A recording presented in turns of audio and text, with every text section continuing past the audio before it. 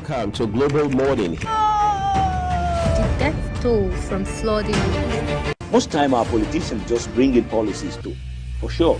Incidentally, we have several more stories. The legislature was carefully crafted to 22.2% inflation rates as of April this year. What does that say about where we are as a country? I think Nigeria has resorted to being resilient. Before you call a police station, before they even leave, they'll take permission from I don't think there's really anything on ground to improve. the struggle, the ASU strike. You have done your work and put us to the wall. We are not your slaves. I'm not a small boy. You should have given me the report. I have not seen the report.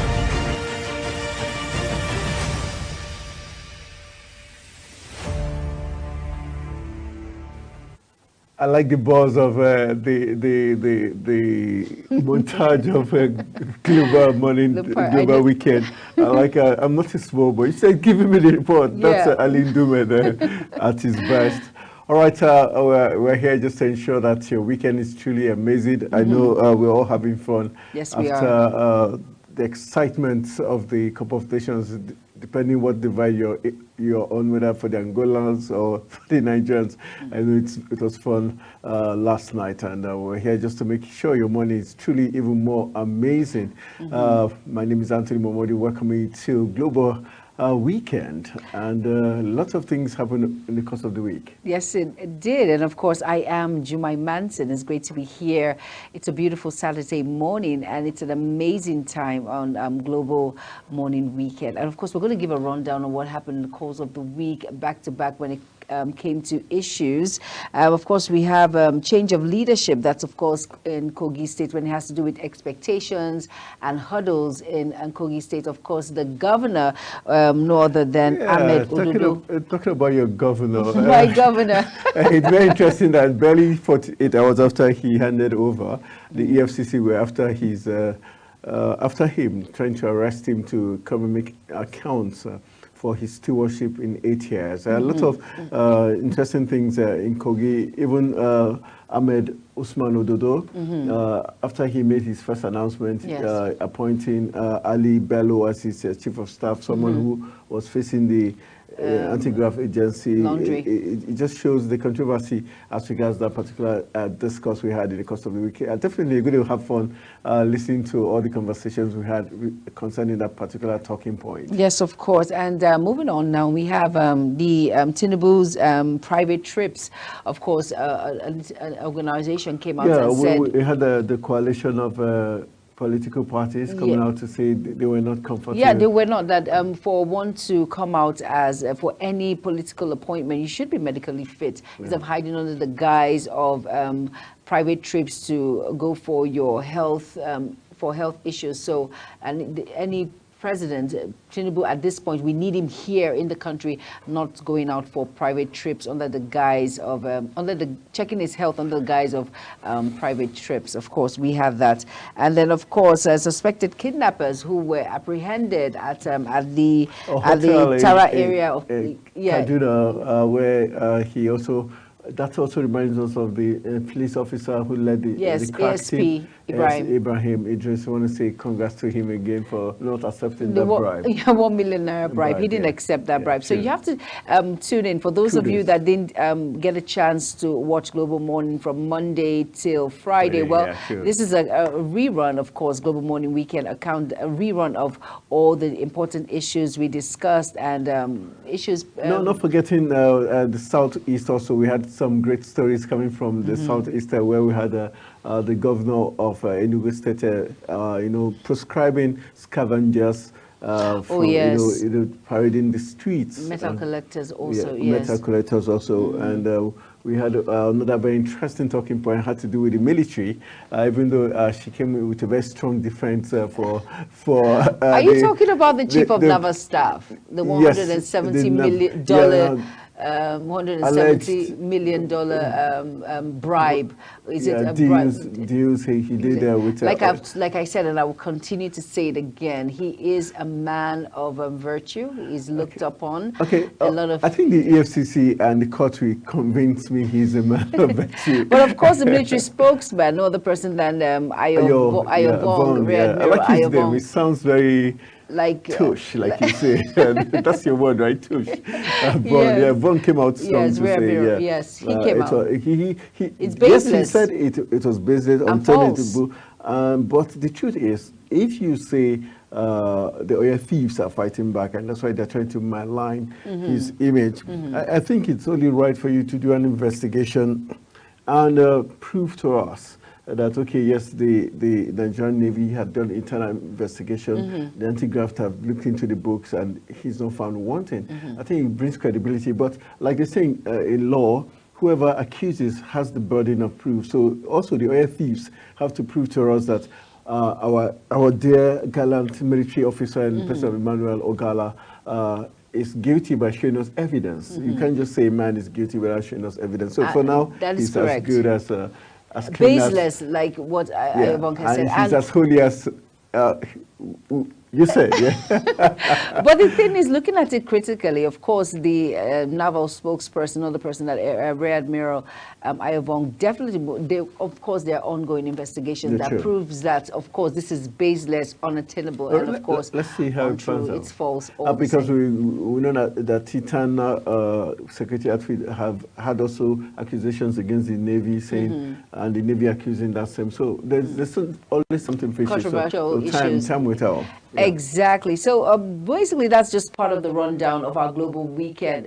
global morning, in which we had in the course of the week. So for those of you out there who did not get a chance to watch the global morning, this is especially Friday. We had some very interesting stories on Friday too. Yeah, where very interesting stories. The Minister of Aviation and Aerospace indicted the fund staff for spending over 450 million naira for air tickets and approximately 1 billion in 1 year flying from Lagos to Abuja. So that's why the federal government decided to take fan office back to Lagos. So now we know why the federal government decided some decisions. And also we had issues about the pre-elections that are taking place today all over the country. So we're wishing INEC and the political parties all the best in the 26 states of the Federation. Remember, no movement in those 26 states of the Federation. At all, at about this time. Keep to the rules, and we wish INEC, the political parties, and the candidates the very best in their by-elections and rerun across Nigeria today. And of course, that is practically most of the issues that we had on Global Morning. And hope you sit back, and of course, you have your own opinion, which we understand that. But at this point, we have to. Yeah, we have to go and have our own weekend too, and we're wishing you all the best. Celebrate and have fun, and as we still in the mood of the African Cup of Nations and every other thing in between, let's go out there, have fun with your family, and remember, on Monday is going to be exciting. Global Morning is going to be top-notch, lots of stories. But before we tell them how it's going to be on Monday, let's quickly go on a quick break, and let's just see all of the exciting things that happened in the course of the week. Do not go anywhere. Global Morning Weekend will be back. Stay tuned.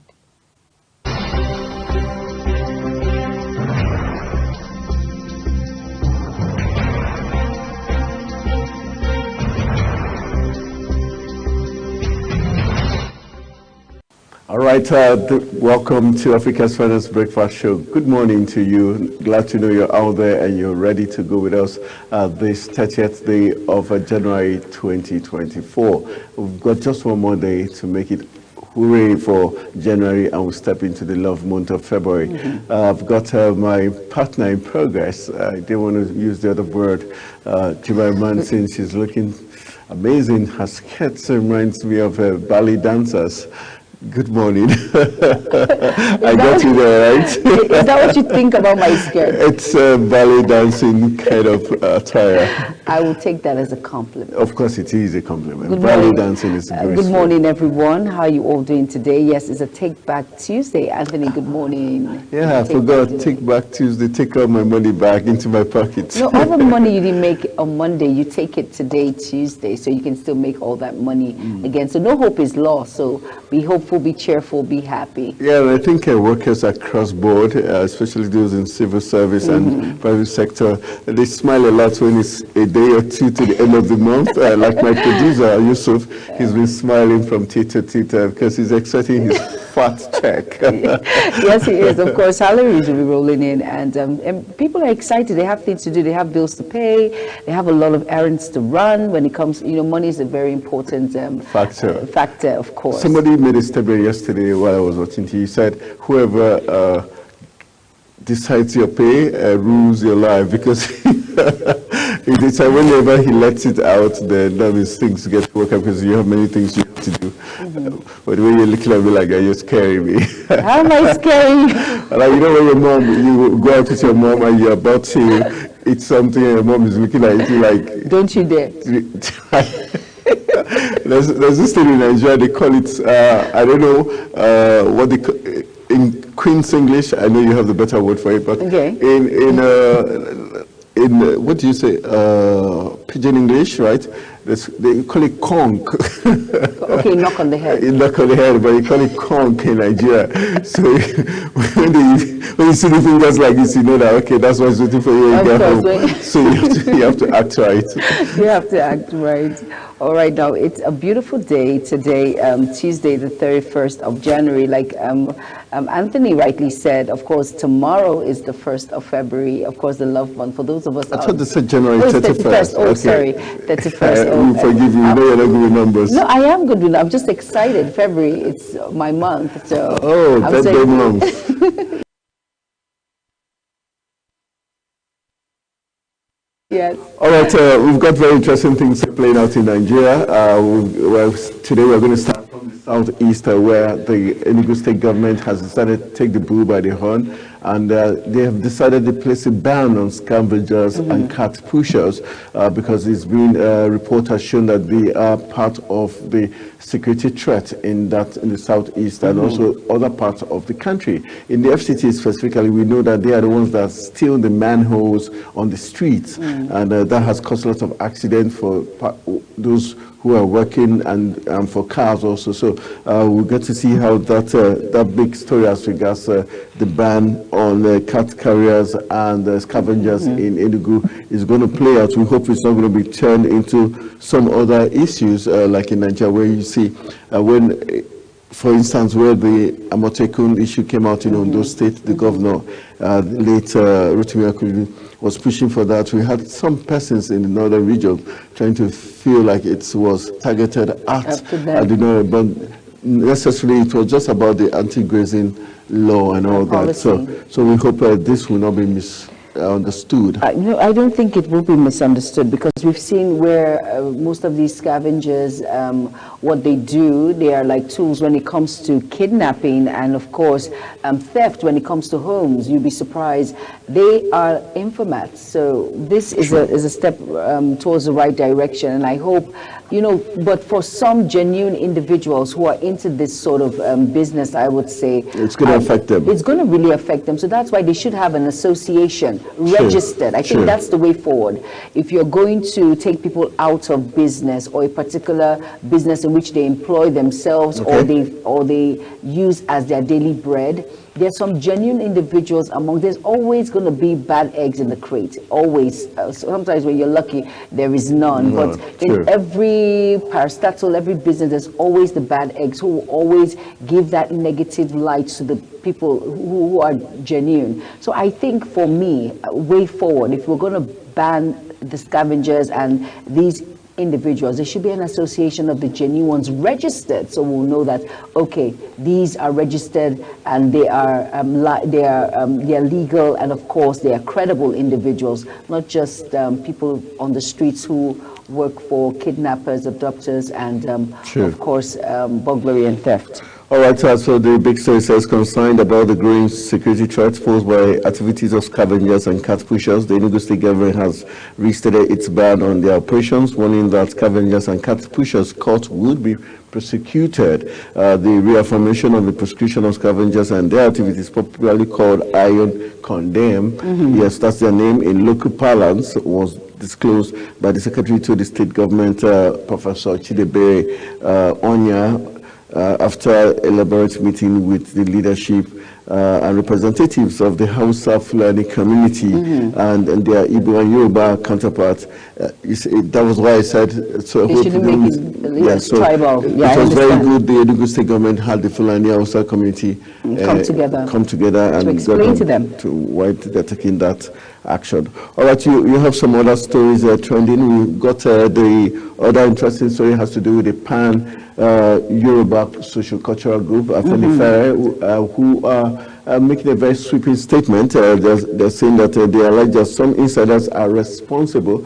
for the rise in the kidnap for ransom taking place across Nigeria. They believe strongly that some persons, insiders, when they say inside, they mean state actors like those in the government and those in the military that are playing a very key role for the kidnap to be successful.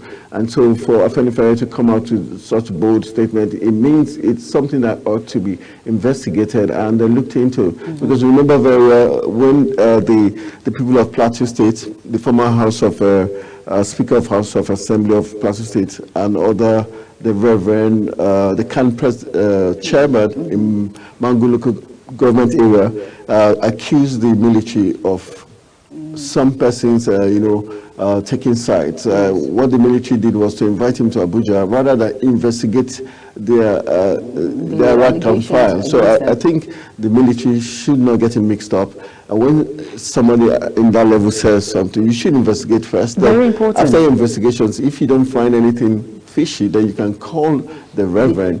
But rather calling Reverend first means like technically you're exonerating your people already, which is not fair. Yeah, you're right, Tony. It's not fair. Investigation has to be done. You have to tackle it that way. You understand? That is why you are part of the security agents. Your duty and role is to protect lives and property. It doesn't matter who is being affected. The most important key point there is the lives and property. So it's very important that investigations should be done thoroughly, and then when you're done with the investigation, if you find nothing, then you bring the individual who has made that allegations against you to prove beyond doubt where he's getting this information from. And don't forget, for every rumor there's an atom of truth, so we should be careful the way we do things, because a lot of people are watching. We are watching. And we hope the Nigerian Army is truly professional. But when you say you're professional, it's not by protecting your own, but rather make it open, do your investigation, prove to us that you've done thorough investigations,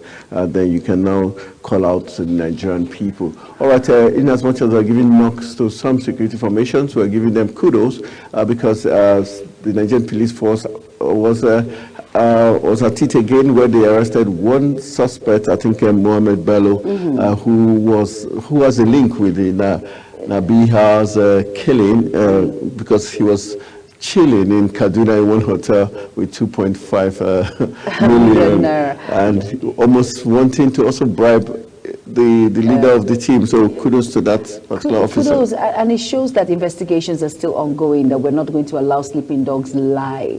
For as much as the other sisters and other individuals who have been released, it's a good thing, we're happy, but the perpetrators must be brought to book. It shows that the security agencies are working in tandem. It's not a potty porridge. In words of we just say because they're released, we should relax and we should all is well. No, because other families can fall victim of these evil individuals. So hooray, kudos, and an applaud should be given to the police agents. We're happy, and of course, we know that it's just a step in the right and bold direction. Sure.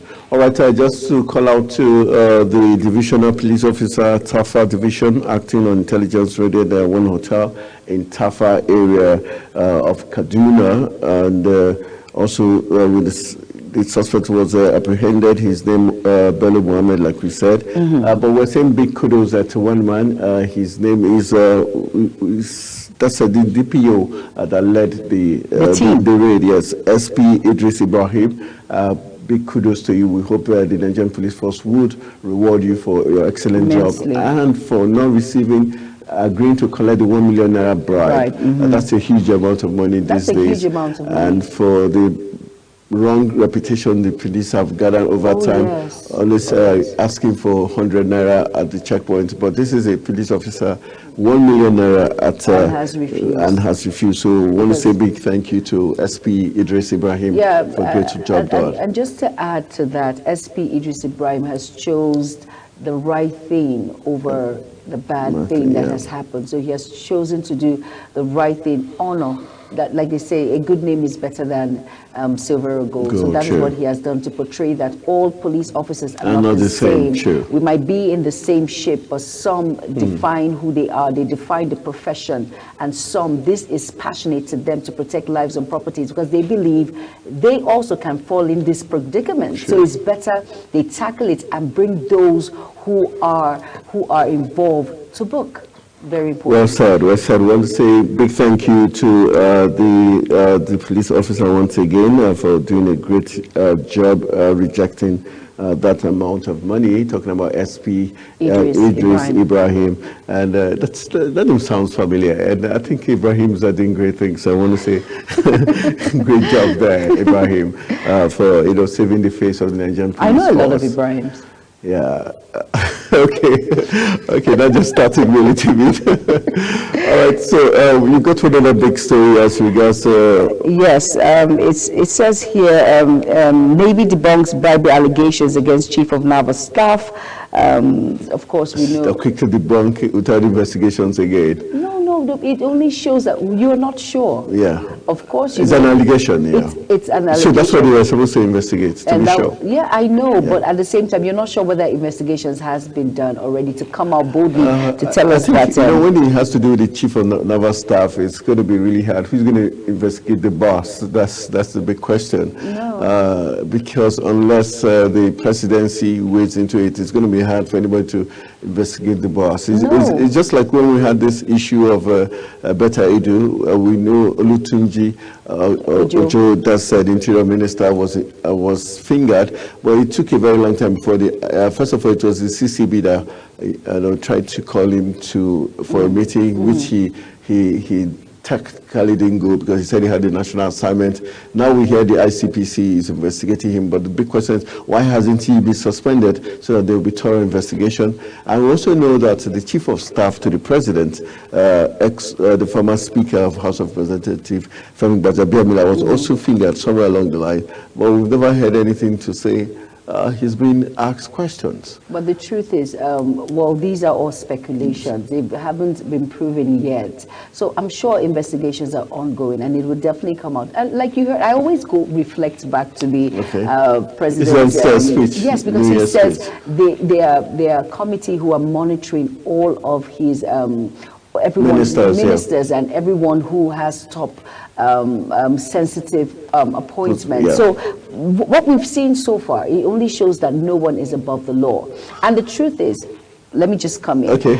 If it was like you've said, all the top bosses, their names are being mentioned. It's in the head. We all remember these names. Femi Gbajabiamila, Tunji Ojo. These are names that you should, if it was that, the way you're pointing it, shouldn't even be out there in the first place. Because this same Tunji Ojo had a little bit of rift when he was in when the NDDC board was before his committee, and Pondayo, who was the NDDC boss there, categorically said he wasn't going to make his presentation until Olubunmi Tunji was out of the picture, because he was also, as of that time, allegedly accused of some infractions also. So he was thinking, how could someone who has infractions, who probably they didn't have a good rapport, going to sit over his case? So let's see how it pans out, like you said. Let's just see, but I'm sure investigations has been done, and it will definitely be still. So how much are they accusing him of? The money he's been accused of is taking a bribe of $170 million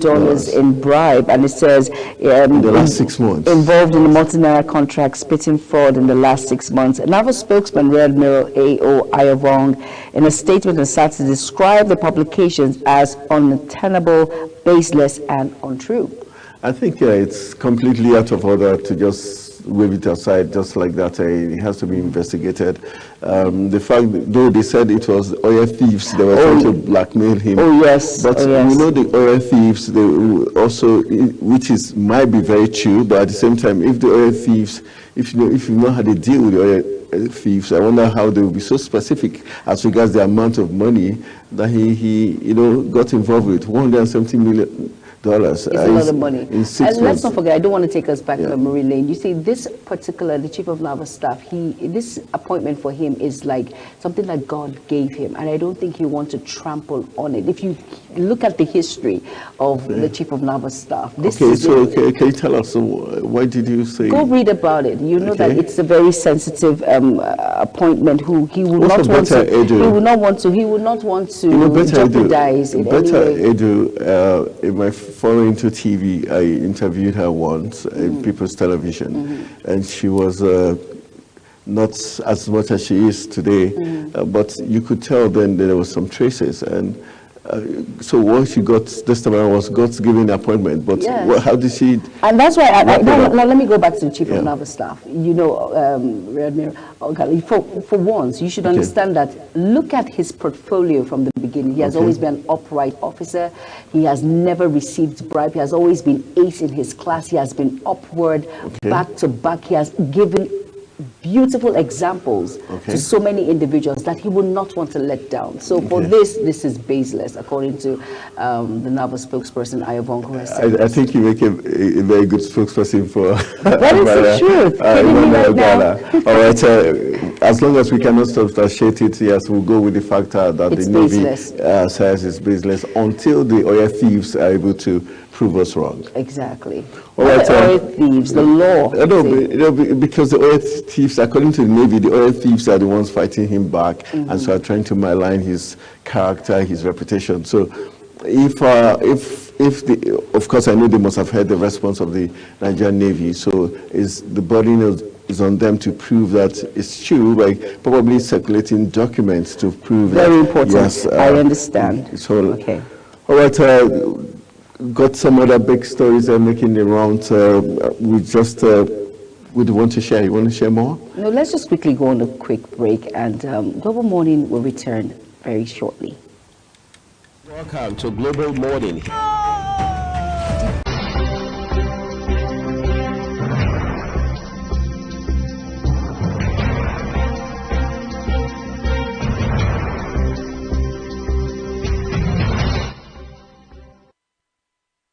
All right, welcome back to Africa's Finest Breakfast Show. It's Global Morning on Global Television, and it's two of Africa's finest holding it down this morning as we intend to make your day truly beautiful. We've got a lot of nice things to come your way. We still have not unveiled what the meal is for this morning. I'm technically getting more hungry by the second.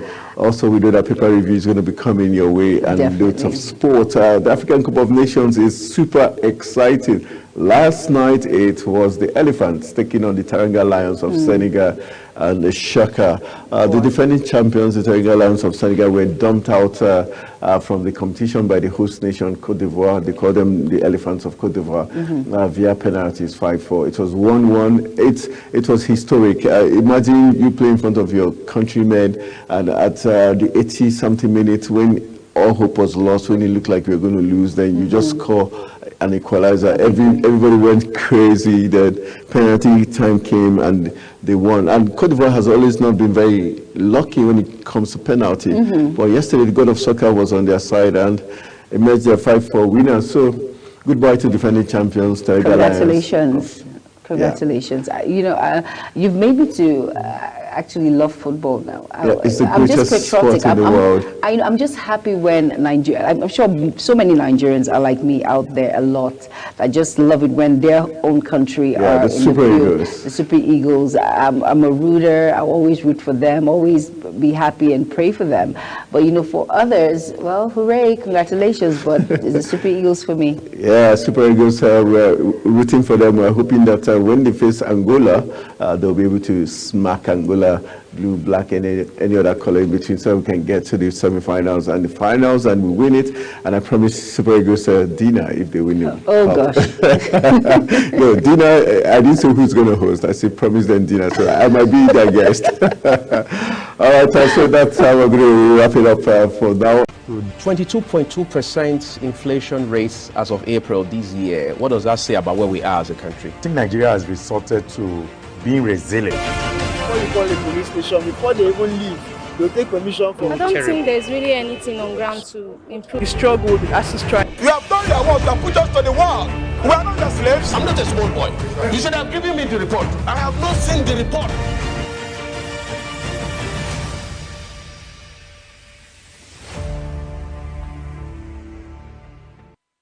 Hello and welcome to Global Morning. This is Global Television. I'm Muyi Agumofwebe in Abuja, Nigeria's capital. It's a delight to be here. It's Wednesday, third working day, or some say third week day. And again, it's the middle of the week, and it's an appropriate time to take stock. I mean, midway into the week, so that by end of Friday, you can do some sort of more expanded stock taking or assessment of how your week has been. By the way, my colleague, Queen Agaba, will join me shortly, but we thought to put the show on the road for you real quick. We have big conversations in front of us this morning, no doubt about that, as is always the case. And then we have to also look at the papers for you, see where the news is heading this morning. Speaking of news, we are now told that the kidnappers or the abductors of some school children and teachers in Ekiti State are now demanding 100 million naira ransom. Again, 100 million naira ransom. All right, so that just reinforces the belief that kidnapping and banditry and what have you have all become monetized. All right, it has now become a matter of you having syndicates, having some kind of structures that just help to sustain this menace. But I'm sure it is a battle Nigeria is setting to win, all right? But we will continue to have conversations around security of lives and property in not just Abuja, but across this country where Nigerians live.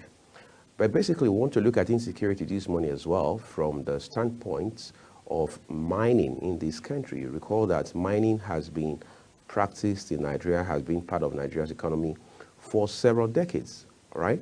However, the challenge has been that in recent times, we now hear about illegal mining, all right, which means mining ideally is a legal enterprise. But how did the venture become illegal on some level in some segments? All right, look at what we've seen from Zamfara in the last couple of years, how that even the boundary there is believed to be fueled for the most part by illegal miners and their co-travelers. Then you want to also take a look at the Bodija incident, I mean, the blast that happened there.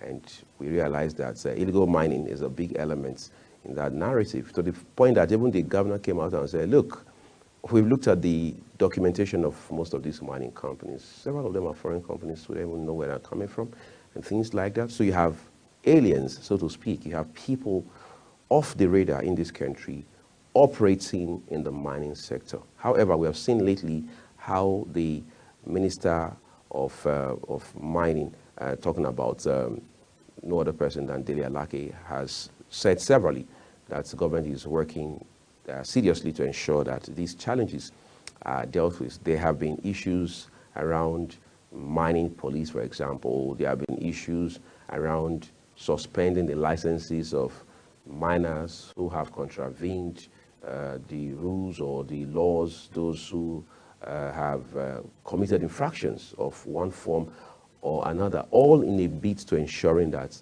the mining sector is sanitized for a better Nigeria. Because whether I like it or not, even the minister himself, Alake, had alluded to the fact that, I mean, this was him in front of legislators, that, look, there are powerful Nigerians behind illegal mining. The question is, don't security agencies know these powerful Nigerians? Doesn't the government know these powerful Nigerians? Why do we have to be talking about them? I mean, that's not a piece of news story or a new piece of story that Nigerians are not aware of. It's just a question of at what point are we going to find the intelligence, the courage, all right, to run circles around these illegal miners and their so-called powerful Nigerians who are throwing their weight behind them the whole time. And then we're going to stretch it beyond our border a little and also take a look at what's happening with the pullouts, as it were, of Burkina Faso, Mali, and Niger Republic from the Economic Community of West African States, that is ECOWAS. I recall that this has been a long time coming. We've seen 3 coups across these 3 countries, particularly the ones that started with Mali and Burkina Faso. And then for whatever reason, Niger Republic decided to join them on the 26th of July last year. So it's been 6 months and counting, all right, since you had the military guys in power in Niger Republic. And once that coup took place, the first thing that ECOWAS did under the leadership of Nigerian President, speaking of Bola Tinubu, was to say, look, 2 things must happen going forward, and that has to happen as quickly as possible. You must release the ousted President, Mohamed Bazoum, unconditionally. Yes, that's the operative word, unconditionally. The second thing that must happen is you've got to reinstate him. However, you and I know as of today, 6 months and counting, none of those have happened just yet. In fact, these 3 countries have now pulled out of ECOWAS. Questions abound. What are the implications? All right, some people have said, look, ECOWAS as a regional bloc must, as a matter of urgency, take steps to secure the region, the sub-region, because with the pullout of these 3 countries, there's going to be so much of border, if you like, porous borders. You're going to have, of course, that's preponderance of border exposure. Then you are going to have vulnerability with regards to security architecture. Recall that these countries have, over time, collaborated. All right, they've had to form some sort of synergy amongst themselves just to be able to ward off Boko Haram in particular. Now, with the crisis that has ensued on account of the coups that have happened, taking place in these 3 countries, and now add to that the exits of Burkina Faso, Mali, and Niger Republic from ECOWAS, what exactly are the implications? We want to have that conversation today. But before that, let's talk about food for a second. We understand that Taste and Texture is ready for us. Hello and welcome to Taste and Texture. I'm Fatimi Abulmar. These waffle bacon are perfect for those lazy weekend mornings when you have time to wake up late and still have time to cook breakfast. They are deliciously irresistible. Now the ingredients needed are cooking spray, 8 slices of bacon, 2 teaspoons of brown sugar, 3 cups of flour, half cup of brown sugar, 1 tablespoon baking powder, 1 teaspoon baking soda, 1 teaspoon of salt, 4 eggs, 2.5 cup of buttermilk, half to 1/3 cup of vegetable oil, half teaspoon of vanilla extract. And now let's make it. Preheat oven to 375 degrees Fahrenheit, 190 degrees Celsius. Spray a baking sheet with cooking spray. Arrange bacon on the prepared baking sheet and sprinkle with 2 teaspoons brown sugar. Bake in the preheat oven until bacon is crispy and brown sugar is caramelized. Immediately remove bacon to a cotton board. Cut into pieces and set aside. Preheat a waffle iron. Whisk flour, half cup of brown sugar, baking powder, baking soda, and salt together in a large bowl. Beat eggs, buttermilk, vegetable oil, and vanilla together in a separate bowl. Fold wet mixture into flour mixture. Add bacon and stir, being careful. Spray the preheat waffle iron with cooking spray. Ladle batter into waffle iron and cook until golden brown. Serve hot and enjoy your delicious bacon. And now to the health benefits. Bacon has good amount of protein that is useful in maintaining energy levels. It is especially ideal for those in a high protein and low carbohydrate diet, such as athletes and bodybuilders. One of the best things about eating bacon is that it effectively elevates the mood and can make you happy, blissful, and satisfied. A bite of a good bacon sandwich can reduce stress and relieve frustration and dissolve negative vibes. Too much bacon, however, can lead to the opposite and result in guilt, feelings, and depression. The nutrients choline, an essential omega fatty acid found in bacon, helps increase memory and intelligence. These nutrients may help fight off debilitating chronic mental impairments such as Alzheimer's disease. Bacon also contains a wide array of essential vitamins and minerals such as thiamine, vitamin B1, riboflavin, vitamin B2, niacin, vitamin B3, vitamin B6, vitamin B12, phosphorus, magnesium, zinc, iron, and panthenate. Bacon has a high protein to fat balance of 4:1, which is the highest found in any meat. See you same time next time for another interesting, sumptuous episode of our Text and Texture. I remain your host, Fatimi Abu Umar. Bye.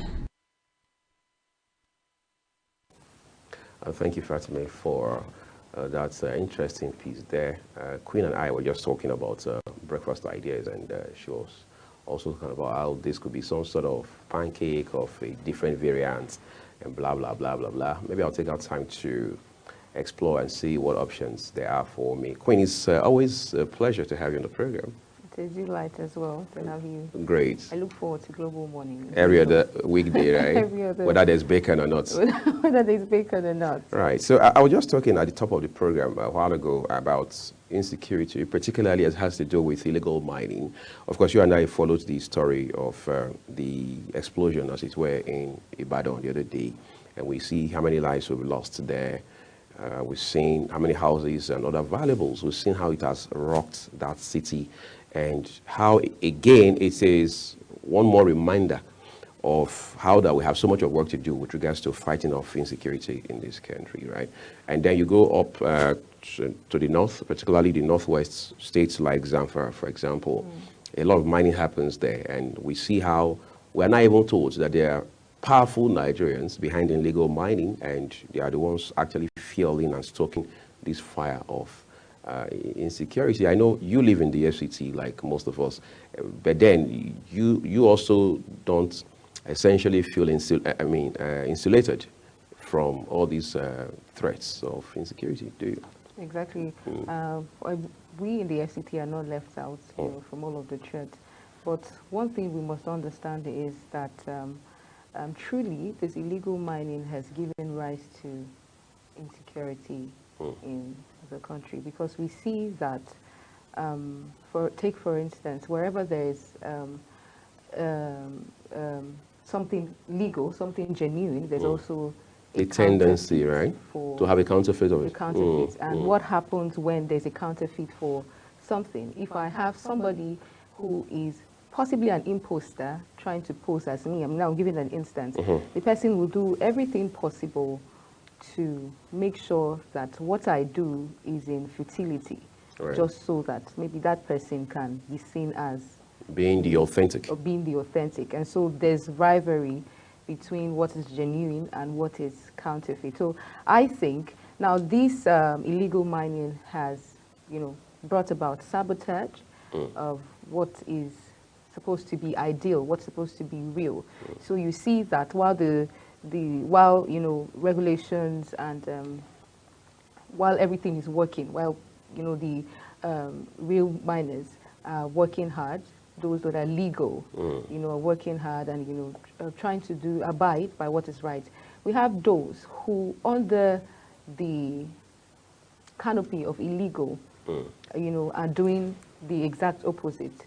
So you'd have that conflict and then insecurity. And now, when this, because we see also that the people that work for these illegal miners are not on the salaries, so they work, and I think they're being paid off based on whatever comes out. Yeah, the amount of inputs they're able to make. Yes, the amount of inputs they're able to make. And these people, because of how hard, there's nothing regulating these illegal miners, because of how hard they work, you see that they have to be on narcotics, they have to be on drugs, and you know what happens? So substance abuse is common amongst them. And then when you have places where substance abuse is common, crime is inevitable. Right. Crime and all forms of mishappenings are inevitable. And so now we can even talk about, now let's go to the area of regulations, where we talk about who oversees. Like for the Bodija explosion in Ibadan, we see that these things are done, the illegal miners are mining in residential areas. So they're stacking up explosives in these places, and it's not supposed to be so, because by standards, you're not supposed to have people, you know, mining or stacking up explosives near human contact. And so nobody, because now we all have a part to play. We have a part to play as citizens. That's why we say, know your surroundings. Right. When you see something, you say something. Now, away from the area of who inspects this, obviously, if I am doing something, but we cannot deny the fact that when these people are working, they're working with the aim of hiding, not being in the known. Like I always say that whoever is out to deceit would always try to outsmart whoever it is they're trying to deceive. So they're going to go undercover, you know, and all of that. But we as the people that happen to live in this, now this is where I think, I wouldn't say some sort of greed comes in. Right. I would say that, okay, maybe it's a kind of greed, but to the detriment of you. For example, these people might just be giving these people around them, you know, money because maybe they would even be helping them, you know, stack up explosives and all that, just helping them in some sort of way. Right. And then unknown to them, the dangers, because if anything happens, it's not going to affect those people mining alone, but would affect the entire community. And now it would have taken some sort of, for people to just get up and say that, oh, this is what is happening in our vicinity, and it's not ideal. Now this is where sensitization comes in as well. How many people are aware of the dangers of, you know, all of these actions in residential areas? You know, of course, there's a minister who, because you were asking who oversees all of these operations, I mean, mining operations in the country. There's Ministry of Solid Minerals. Sure. Incidentally, like every other ministry, this ministry has got a minister in the person of Dr. Dele Henry Alake, right? We've heard him, we've seen him, we've followed him as he speaks about the developments in the mining sector. He talks about even events and incidences that predated his coming into office and some things that the ministry under his leadership has had to do in the last couple of weeks, in the last couple of months, and so on and so forth. Some people say, well, these are political rhetorics, because ultimately what has changed in ways that are tangible, in ways that are significantly remarkable and stuff like that. But we understand the ministry under his leadership is now also playing, for want of better words, with the idea of introducing mining police, different from the conventional Nigeria police. The ultimate goal is to ensure that we have people who are trained specially to man the mining sector. For example, we've seen how much of very commendable work the NSCDC, that's the Nigerian Security and Civil Defense Corps, has been able to do in the last few years with regards to pipeline vandalism, oil bunkering, and all those issues around crude thefts, blah, blah, blah, blah, blah. You know, so all of those are in the works from what we understand.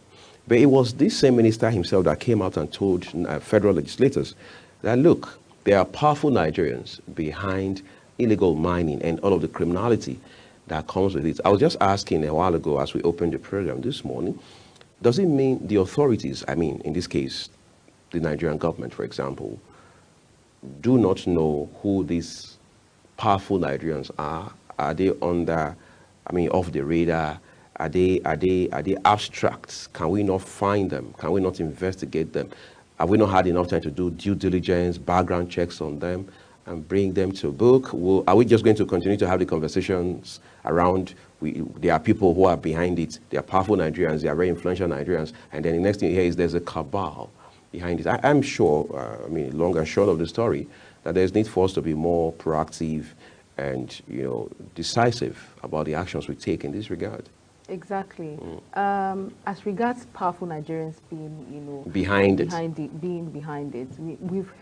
we've been having constant cases of illegal mining for quite a while now. That's right. And then, you know, you can't say, I would agree that powerful Nigerians are, I would agree with that, Terry, that are indeed behind it, because why haven't we come to, you know, the point where we now begin to, I mean, the Bodija incident, we hear that these illegal miners are not even Nigerians. So why can't, you know, appropriate sanctions be given and taken as regarded? And it will interest you to know that it could be a cabal. It could be people feeding off this, you know. Nigeria is very rich, very vast, mineral resources, you know, like we see in the case of Bodija incidents just opened up, you know, a bit to what is happening in the mining sector in Ibadan. How about Zamfara? How about Nasarawa? How about Enugu? These states that are rich in, mineral resources and the rest. What is happening there? What measures are being taken to ensure that, this illegal mining is brought to a halt? Because of a truth, this is what is fueling insecurity in the country. Right. It's exactly the tussle for this. The desperation to want to have control by the powerful Nigerians. By the powerful Nigerians. Yes, another issue we're looking at this morning on the show, Queen. By the way, we have a gentleman who will be coming to help us expand this conversation around illegal mining, the economic implications, issues of security around it, because he's a pundit when it comes to mining and all of those issues around solid minerals overall. Then there's also the issue of Burkina Faso, Mali and Niger Republic now pulling out of the economic community of West African states, talking about ECOWAS. And for many people, it is now salt being added to injury. What I mean by that in context is that the coups that have happened in these three countries have done so much of damage already to the fabrics of the sub-region, whether it's political or economic. And now these three countries have unanimously agreed that it is their sovereign decision to leave ECOWAS. I'm sure you have also been following these developments somehow, at least as a West African, so to speak, right? Yes, we've been following this development, and truly, now that these people have, formed an alliance and all three synergized all three of them to leave the ECOWAS, is a subject worth talking about, and then talking about the implications, especially for countries that are affiliated with some sort, ECOWAS, with the ECOWAS. So Niger, Mali, and Burkina Faso. What this means, what the implications, while we're still waiting for the ECOWAS to, to maybe take some decisive steps. Decisive step. I just hope that this doesn't bring about, more cases of the jihadists and the insurgency. Right. There are more coups and violent takeover of governments across the sub-region, right? Yes. Because there's now also the palpable fear that if we're not careful, if we don't tame this early enough, it could spread beyond even this region, all the way into maybe Ghana and so on and so forth. And we hope this turns out well for not just the sub-region, but for the continent altogether.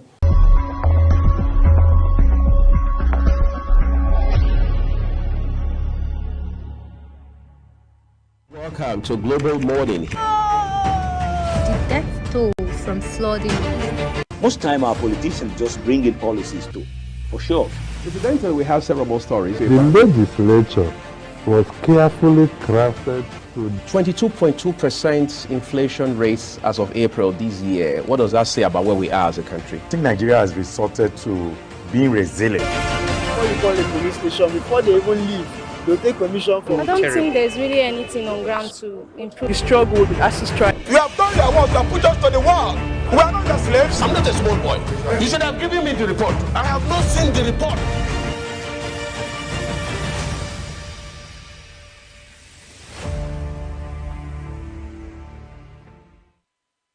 It's a delight always to be here on Global Morning. I'm Muyi Agumofegbe, welcoming you very specially to the program. In a bit, very shortly, you'll meet my colleague Queen Agaba. But just to let you know that today it's another opportunity for us to put on the road full throttle very, very salient issues, all right, particularly those that directly affect us back at home. This whole week has been very dramatic, I mean, in ways that are not pleasant at all for the Nigerian economy, especially the foreign exchange segment of it. We're seeing the dollar go berserk, for want of better words, whether it's the official market or the autonomous market, popularly called the parallel market or the black market. But the challenge with that has been the particular concern around the official rates, which had climbed over 1,400 naira to the greenback just 2 days ago. And that is not only a problem for the economy overall, it is particularly disturbing and embarrassing how that we can get to this point with regards to our foreign exchange regime. Recall that before now we had seen and had been told that there was need for us to merge all the Forex or FX windows, whether it was I&E, the one for those who go to buy, refined crude and get to import crude or refined petroleum products, or for those who are paying tuition for their children and wards abroad, and so on and so forth. We've seen policy tweaks here and there between when you had former CBN Governor Emefiele, who is now embattled, by the way, and then fast forward to now that you have Dr. Olayiwomi Cardoso at the helms. But in between that, we also had Shonobi, who acted for a while, about a couple of months, all right, under the leadership of President Tinubu. We've seen these gentlemen introduce so much of policies, particularly as it has to do with the FX markets. In the middle of all that, it is also a concern, very significant one at that, given that you now find even airline operators and other foreigners who have invested in this country talking almost every other day about the obligation of the CBN to them with regards to FX repatriation. That has also been very concerning. However, in the last couple of days, the CBN has formally come out to say, look, we have settled all this obligation. But the persons to whom this obligation is concerned have said, well, the CBN is still indebted as well, so the tune of at least $700 million. Now, that may not sound like a whole lot of money, but it is within context, because as of today, the Naira continues to get weakened against the US dollar. Now, when you take a deep breath, the natural question to ask is, what are the immediate and remote causes of how we got here? All right, what are the specific things that must be done in terms of the monetary policies of this country to be able to fix this problem? Recall that on the 29th of May, while he was being inaugurated, President Bola Tinubu had said very categorically that the fiscal policy and the monetary policy frameworks need a fix. He said there needs to be a house cleaning. That was the term he used. But how much have we cleaned this house so far is left to be seen. In the meantime, President Bola Tinubu is all the way in Paris, France, where we understand he's on a private visit.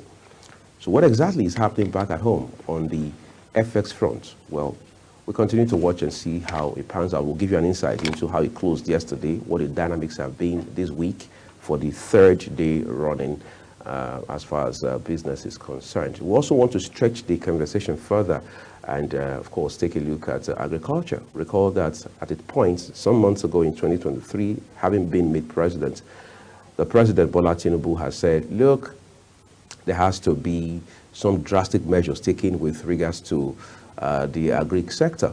And one of the things that the government had done at that time was to declare states of emergency. The question is, as of today, how much of results have we seen by way of bringing change, making a difference within the agricultural space? We'll be joined by someone who has spent virtually his entire career not just talking about agriculture, but practicing within this very critical space. We want to bring you all of that conversation this morning. We also want to take a look at the papers for you, bring you big headlines, and just give you an insight into where the news is heading as we begin the first day of February. And again, time flies, doesn't it? For those who said January has 52 days, I'm sure we all know better now. It does have 31 days, and it ended yesterday. So this is a new chapter. This is a new month, and it's also important that we continue to keep track of progress in 2024, particularly for those of us who are in the tradition of making New Year resolutions.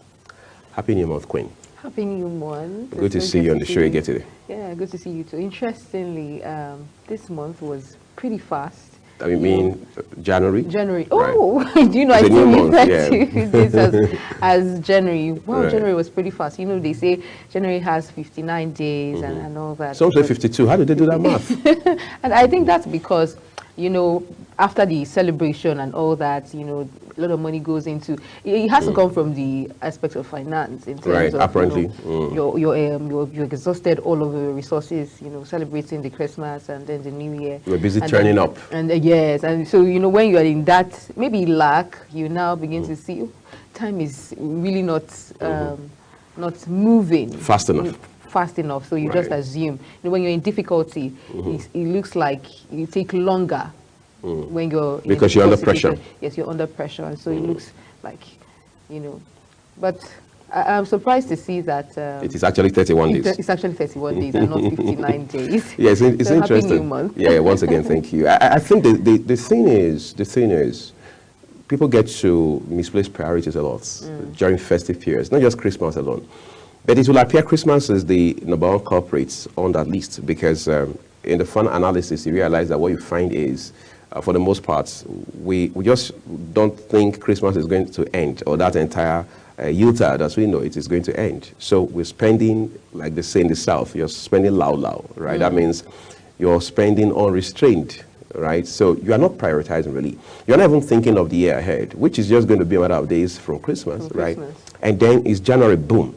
For parents in particular, you need to pay tuition.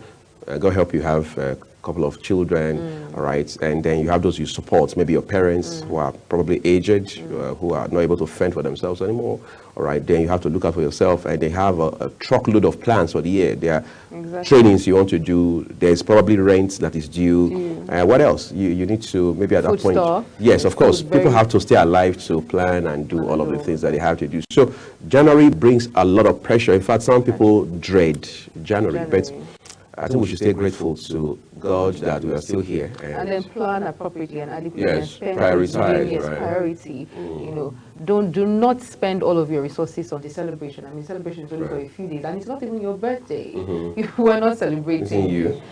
Of course, and then have a plan ahead. So I think most of the reasons why people suffer or now begin to come in that state of lack and pressure is lack of planning, proper and adequate planning. And then you fail to prioritize what is most important at this point in time. Where should I, put my money, put my focus, and then look at the later part. I think in this part of the world, we do not pay adequate attention to the future. Now, what I mean is on in the short term, like next month, next week, and all that, we just want to enjoy now. Right. Yeah, and at the expense of later. There's a principle I like. I mean, it's a double-edged principle, so you have to pick what works for you and then live with the consequences of it, right? You either pay now and play later, or you play now and pay later, right? Because you must understand that some things can wait, and by all means, there are things that have got to wait. Most times, those things that ought to wait, unfortunately, are the ones we want to pay attention to. So we throw in what I call our TME, time, money, and energy. Meanwhile, those things are the person that are supposed to be priority number one. We just abandon them, or we pay haphazard attention to them. In the end, they come back and bite us, and that can really hurt. But again, let's also know that, you see, what cuts a metal, for those who do welding, I think they understand that principle better. I mean, it's a principle in physics, is that the welder focuses his heat on one spot consistently, right? So it is not necessarily the flame that cuts. It is two factors at play. The first is the heat. The second is the fact that the welder is smart enough to focus it on one spot over time, and then the metal splits, right? So what's the point with that? When you drill down, I mean, you narrow that down to real life issues, you realize that if you stay focused on what matters, because somebody said we have to keep the main thing, right? So it's not just about Christmas, it's not just about Salah or whatever celebration, what have you, but it has to be about every other area of life. For example, I've taken out time in the last couple of years to look at people who want to narrate, as it were, their journey to bagging first class. I mean, talking about academics. And you realize that most of them have one thing in common: sacrifice. Some of them have to forego, either entirely or in part, their social life. Others have to let go of certain kind of things. You don't want to eat late so you don't oversleep. You don't want to hang out with certain kinds of friends. You don't want to be out at some point. You just know when to be at the library. You just know when to get what kind of text it is, when to read what kind of book it is, you just prioritize. And this doesn't happen over a couple of weeks. Sometimes it's 4 years, 5 years, 6 years, 7 years, depending on the factors at play, including strikes, for example, in the case of Nigerian universities. So the question is, for those who, I mean, what's the difference between the person who, for instance, craves or desires to bag a first class and ends up not bagging it, and the person who craves it, yearns for it, and eventually bags it? It's just commitment. It's just some level of self-denial. It's just knowing that some things can wait, while others probably have to be done like today. Again, comes down to one thing: play now, pay later, or pay later. I mean, play now, and or whatever. big thing, sacrifice. Yes. No, sacrifice is the operative word, Queen, because what you find is, I mean, I'm on my way to work this morning. I'm just thinking, what make the biggest CEOs in Africa across industries, whether it's in the media where we play, for example, or in finance, or in tech, telecoms, education, health, what have you. What makes the biggest CEOs? Is it because they were born into wealth, into affluence? I mean, for the most part, and you check their background, where they're coming from, where their lives have been the last 30, 40 years. I mean, I saw one of them post an old picture while he was in service as a copper, all right, how he was sharing a bottle of soft drink. Of course, I don't want to mention brands, with a friend. I mean, this was just them, I think they just got out of camp or something. This picture was taken in the 80s. But today is one of Africa's biggest giants in the finance space. So what it means is for young people, Gen Zs in particular, who are looking at him today, they want to be like him by tomorrow morning. But they don't understand what his last 4 decades have been. Do you understand? It's not just in banking alone. It's also in the media. Look at the big names, the household names you hear about in the media today. What did they do to get here? What sacrifices? What were they doing 30 years ago, 40 years ago? All right, so it just means that even for a country, we also need to prioritize. And for a country like Nigeria, I think countries like Taiwan, countries like Singapore, should be a model for us to say, where were they in the mid-70s? Where are they 24 years into a new millennium? What lessons has Nigeria learned, yes, from the journey of these countries? I mean, you're talking about the Asian tigers today. You're talking about 20 biggest economies or 20 fastest growing economies.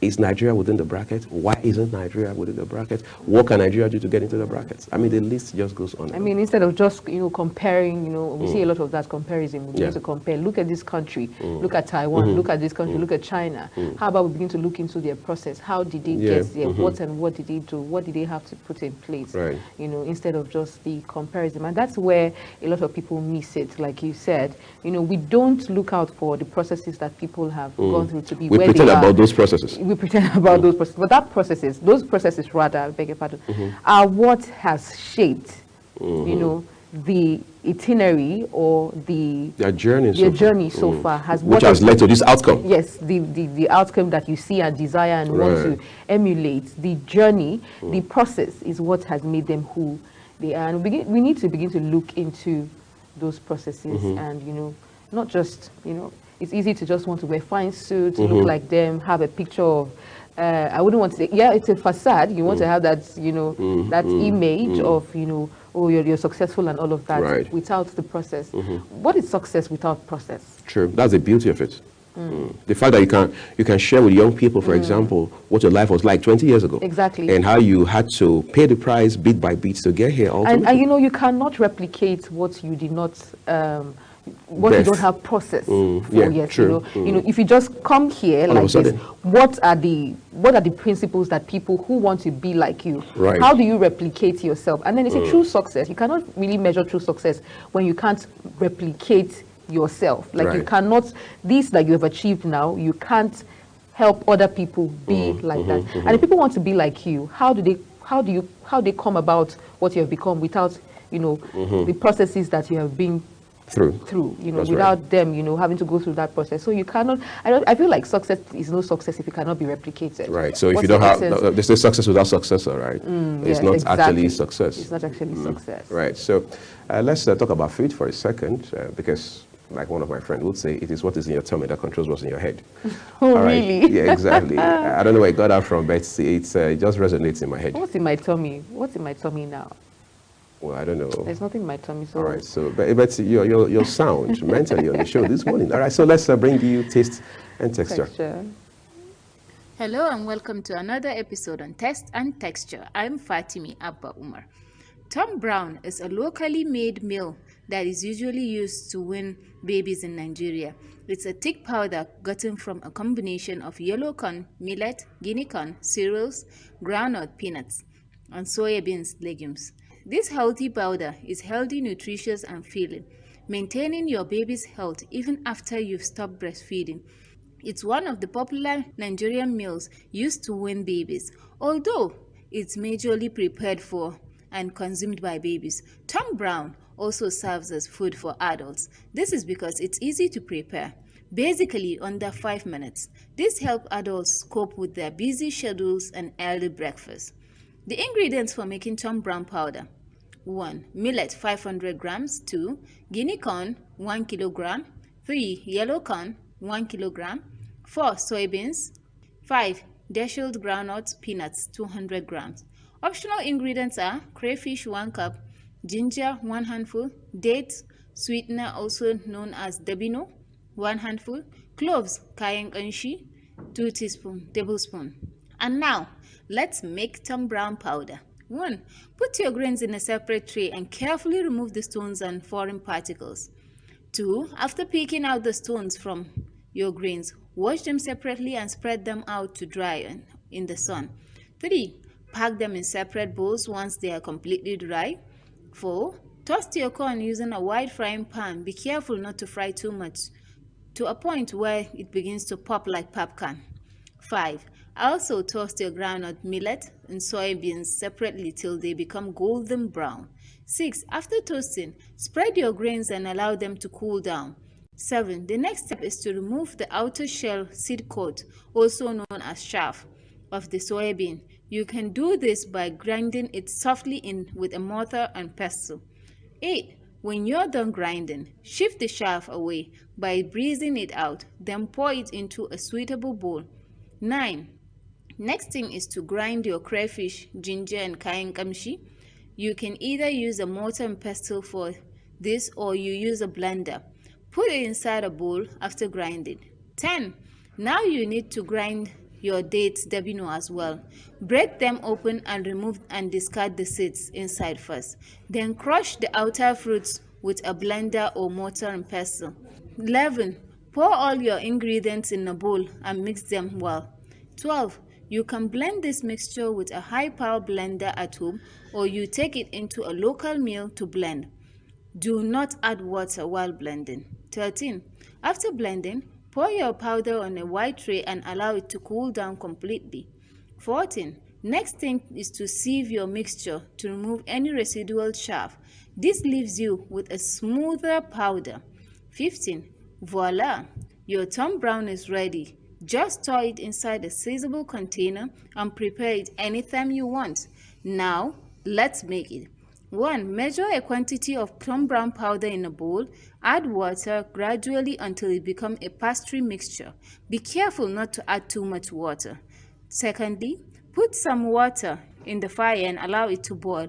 Pour in your Tom Brown paste once your water begins to boil very well. 3. Stir continuously until Tom Brown attains a custard-like texture. 4. There you have it. Your meal is ready. You can fortify it with milk and fruit purees to make it even more nutritious for your baby. That's all for now. See you same time next time for another interesting and sumptuous episode of Text and Texture. I remain your host, Fatimi Abu Umar. Bye. Thank you, Fatima. It's the first time I would see the process of making Tom Brown. It's quite interesting. First of all, I love the ingredients that make up the entire thing, and it's very beautiful. You were salivating the whole time. Oh yes, obviously I love Tom Brown. I haven't had it in like a year now, but I know I used to have it when I was in school. So you want to celebrate your 1 year anniversary by having it today for maybe I dinner? don't think it's worth celebrating for not having it for 1 year. Or you want to break the jinx? Yes, I want to break the jinx. I most likely would, have it sometime this week. Okay. Or next week. Right. Yes. So because it's rich, you see the ingredients. It has a blend of protein, carbohydrates, and vital nutrients as well. But here I see that in this recipe, it doesn't have because I make mine with guinea corn, like the red guinea corn that you see, and then I use ginger as well. So you can kill in ginger. I love the ginger part. Yeah, I'm a huge fan. Oh, really? Right. Yeah. So it gives it this unique, this ginger-like, and you feel it all the way down your throat. Yes, you feel it down your throat. So it's not just, I wouldn't say bland, because it has flavor, obviously, from the granules and all of that. So yes, and then I also learned that it's a good, it's good for weight gain. So if you're looking to gain weight, I think this is good. This one option to consider. Yes, right? and then one thing that people do is when they say a product is good, it helps you gain weight. They do not. You have to factor in food as well. You must eat other kinds of food, and not just depend solely on one kind of food. This particular kind of food because it helps you gain weight. So you must balance it with, So do people still even talk about gaining weight? I thought the trend is about losing weight. I mean, every Peking comes to mind at this point. Okay, yes. So there's a trend. People talk about gaining weight, but healthy kind of weight, not overweight. And then you don't want to gain weight that would now cause you some health challenges or conditions. Now or in the future. Now or in the future. Just a bit of flesh, Like me, I'm a huge fan of people that are chubby. Right. But if it poses a risk to my health, I will now begin to look for ways to work out to fix it, and balance it. Yes.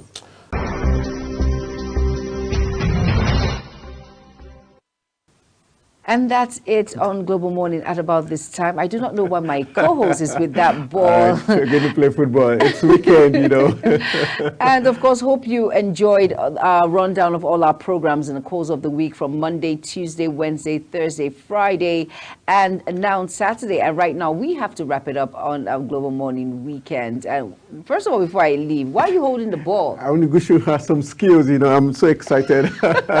All right, that's how we're going to say thank you for joining us on Global Morning. Always a pleasure. And being part of the weekend also makes us very happy. And keep watching Africa's Finest Breakfast Show. Yes. Global Morning Weekend. Good morning. And of course, I am Jumai Manson. And my co-host with the ball is Prince Anthony Momodu. Okay, Prince. Bye-bye. All right. Fun.